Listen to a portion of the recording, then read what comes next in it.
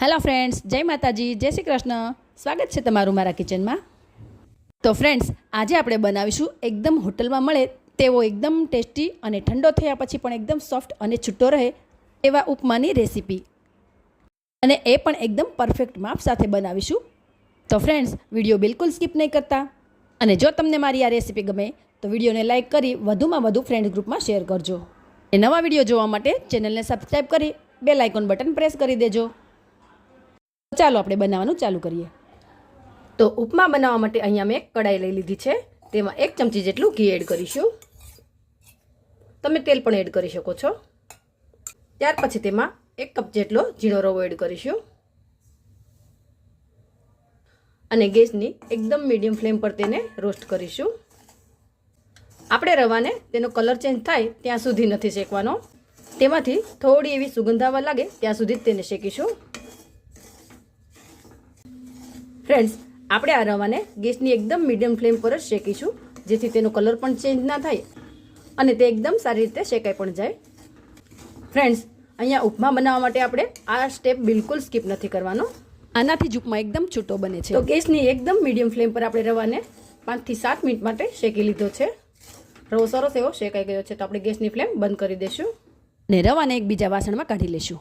હવે ફરી એ જ કઢાઈમાં થોડું ઘી અથવા તો તેલ એડ કરી થોડા સિંગના દાણા અને થોડા કાજુને રોસ્ટ કરી લેશું.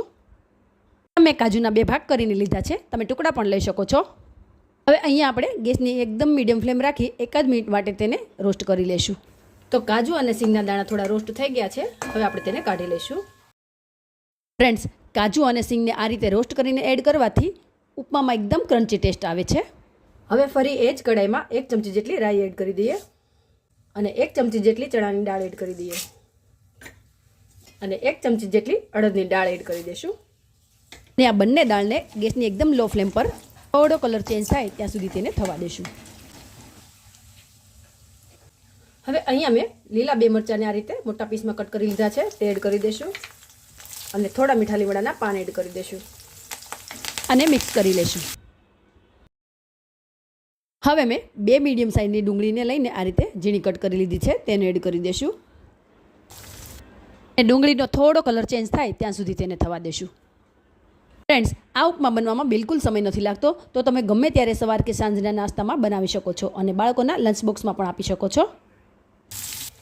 હવે તેમાં 1 ચમચી જેટલા લીલા વટાણા એડ કરીશું, અને 1 ચમચી જેટલું ઝીણું કટ કરેલું ગાજર એડ કરીશું. હવે બધી જ વસ્તુને એકદમ સારી રીતે મિક્સ કરીને તેને થોડી વાર માટે થવા દેશું.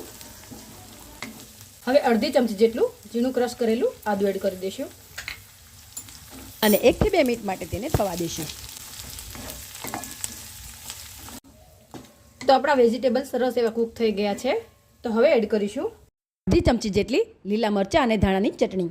જો તમારી પાસે હોય તો એડ કરવાની, ના હોય તો તીખાશ માટે તમે લીલા મરચાંની ક્વોન્ટિટી થોડી વધારી શકો છો. હવે મિક્સ કરી લેશું, અને હવે સ્વાદ પ્રમાણે મીઠું એડ કરીશું.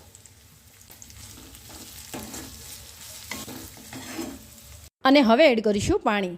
પાણી આપણે એ જ કપથી લેવાનું છે જે કપથી આપણે રવો લીધેલો છે.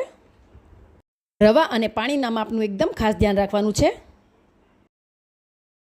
આ એકદમ પરફેક્ટ મેઝરમેન્ટ છે. તો ફ્રેન્ડ, તમે પણ આ ટ્રીક ફોલો કરી આ રેસીપી એકવાર જરૂરથી ટ્રાય કરજો, અને મને કમેન્ટ સેક્શનમાં જરૂરથી જણાવજો કે તમને આ રેસીપી કેવી લાગી. હવે આપણે એડ કરેલા બધા મસાલાના સ્વાદને બેલેન્સ કરવા માટે અડધી ચમચી જેટલી ખાંડ એડ કરી રહી છું, જે ટોટલી ઓપ્શનલ છે. આપણે આ ઉપમામાં ખટાશ, તીખાશ અને ગળપણ એડ કરવાથી ઉપમાનો ટેસ્ટ 100 ગણો વધી જાય છે. તો જરૂરથી ટ્રાય કરજો. હવે અહીંયા આપણે આ પાણીને એક ઉભરો આવે ત્યાં સુધી તેને ઢાંકીને 2 મિનિટ માટે થવા દઈશું. તો આપણે 2 મિનિટ જેવું થઈ ગયું છે, અને આપણું પાણી પણ સરસ એવું ઉકળી ગયું છે. હવે આપણે તેમાં થોડો થોડો રવો એડ કરતા જઈને આ રીતે હલાવતા જઈશું. એકસાથે એડ નથી કરવાનો.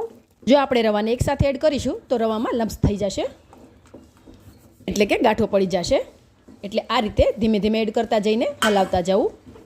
ફ્રેન્ડ્સ, તમે જોઈ શકો છો કે રવો એડ કર્યા પછી 1 જ મિનિટમાં બધું જ પાણી એબ્ઝોર્વ થઈ ગયું છે, અને ઉપમા એકદમ સરસ એવો રેડી થઈ ગયો છે. હવે આપણે રોસ્ટ કરેલા શીંગના દાણા અને કાજુ એડ કરી દઈશું.